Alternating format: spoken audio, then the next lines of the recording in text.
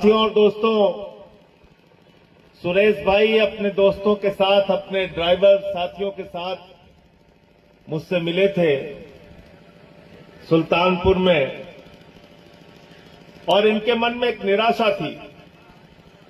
निराशा इस बात की थी कि कोई ड्राइवर्स की प्रॉब्लम, उनकी समस्या को देश के सदन में उठाने के लिए तैयार नहीं था। और इन्होंने जब अपनी दिक्कतें बताई, किस तरह से सड़क पर इनको परेशान किया जाता है, कोई एक्सीडेंट हो गई, दुर्घटना हो गई, मौत हो गई, तो फिर उसके बाद की कोई सुनवाई नहीं है। और आज जो ड्राइवर है वो पूरे देश को जोड़ने का तो काम करता है। कहां अनाज पहुंचाना है, कहां दवा पहुंचानी है, कहां सामान पहुंचाना है, कहां किसी महामारी में आप दिन रात सेवा करके अपनी जान जोखिम में डाल के लोगों की मदद आपको करना है। हर काम के लिए आप तैयार रहते हो, लेकिन आपको सम्मान की जिंदगी नहीं है। लड़ाई इस बात की है, इसलिए मैं आपके साथ खड़ा हूं,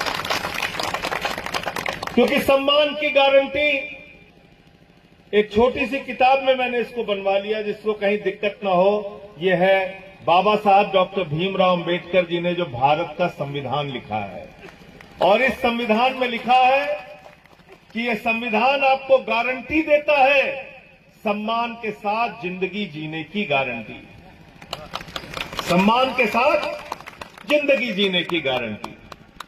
लेकिन गरीब आदमी का तो कोई सम्मान ही नहीं है।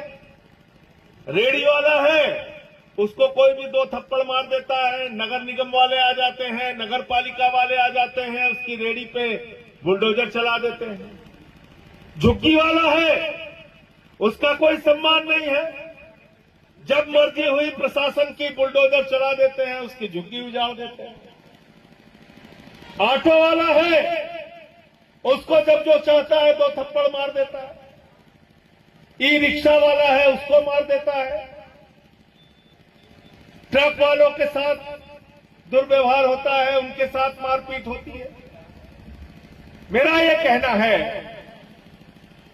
कि इंसान को इंसान समझा जाएगा कि नहीं समझा जाएगा। जहां कहीं भी अपमान हो, जहां कहीं भी आपको लगता है जुल्म हो रहा है, जाति हो रही है, किसी का अपमान हो रहा है, उसके साथ कंधे से कंधा मिलाकर खड़े हो जाइए।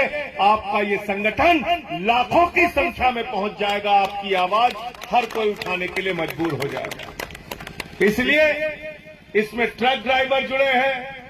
मुझे खुशी है कि पाठक जी ऑटो वालों की लड़ाई लड़ते हैं, वो भी जुड़े हैं।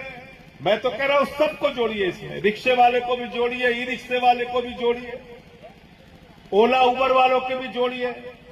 हमारे पास लखनऊ में आए थे तमाम लोग, मैं आपको उनका संपर्क का नंबर दे दूंगा, उनसे भी आप बातचीत कीजिए, उनको भी जोड़िए, अपनी संख्या को आप बढ़ाइए। एक बात याद रखिएगा, राजनीति में सत्ता में कोई भी बैठा हो, डॉक्टर लोहिया ने एक बात कही थी, हिंदुस्तान के प्रख्यात समाजवादी चिंतक डॉक्टर राम मनोहर लोहिया का वाक्य है कि अगर सड़क खामोश हो गई तो संसद आवारा हो जाएगी। इस देश की संसद को अगर आवारा होने से बचाना है तो सड़क को जिंदा रखना पड़ेगा। और मुझे खुशी है कि आज आपने यहां पे शुरुआत की है, लेकिन इसको अंत मत मानिएगा। ऐसी रैलियां, ऐसी सभाएं, ऐसे आयोजन हर जिले के अंदर करिए उत्तर प्रदेश में।